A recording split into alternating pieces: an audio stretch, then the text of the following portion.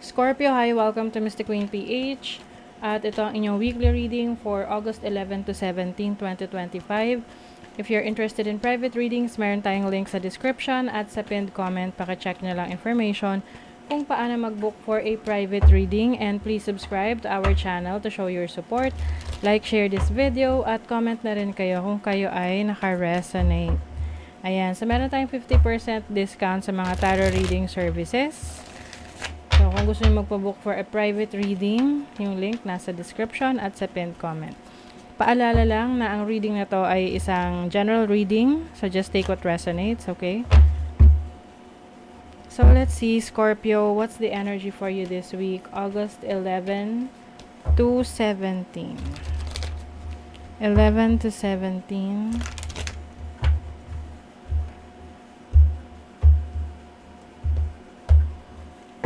Okay, so this is your overall energy, challenge, opportunity, blessing. Oh, okay.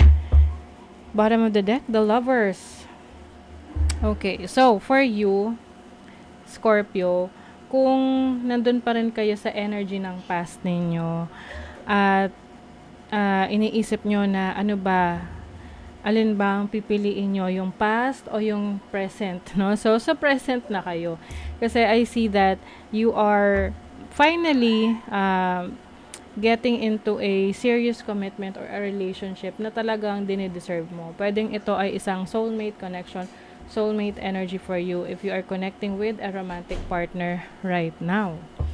Oo, so meron din ditong the Magician, which is about your abilities, your talents, your skill set. So, pwedeng meron kang mga abilities na magagamit mo to work with other people. Pwedeng meron kang skills na you will be collaborating with others, may business partnership. And also, there is protection. No? You are protecting yourself, protecting your energy sa mga taong merong mga hindi magandang intentions towards you. Mas nagtatap in ka ngayon sa iyong creative talents and skills.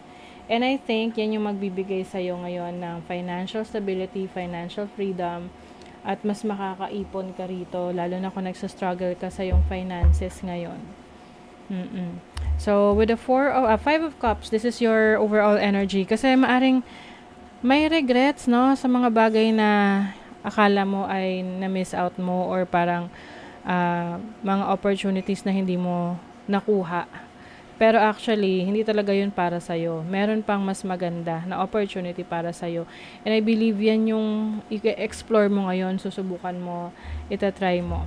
Lalo na kung marirealize mo na may iba pa, no? Meron pang iba pang pagkakataon or oportunidad.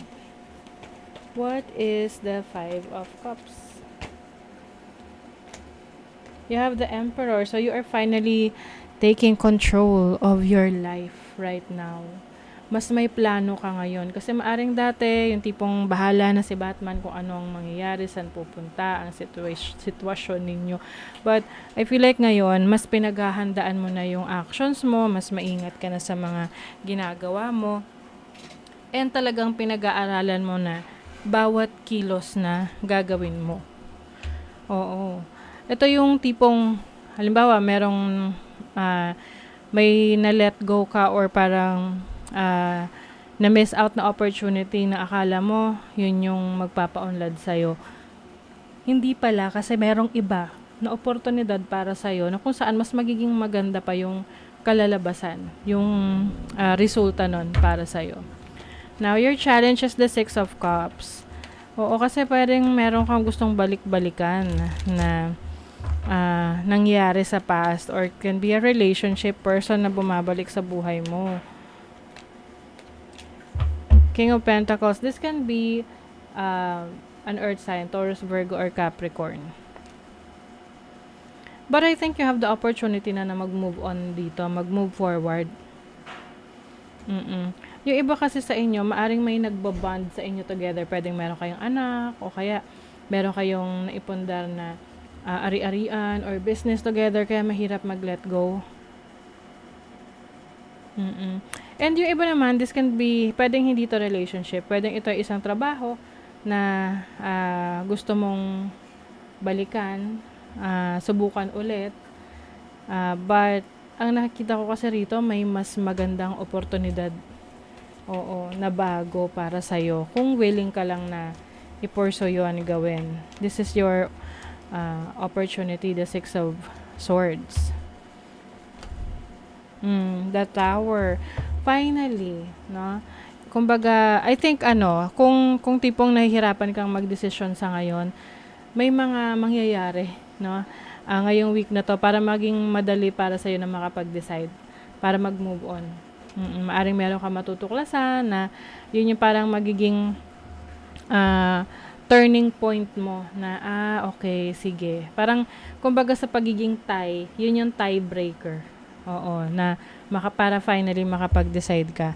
Now, your blessing is the Two of Cups. This is about having partnerships. So, itong partnership na to, pwedeng sa trabaho, sa career, sa business, no? Pwedeng business partnership, may blessing dyan.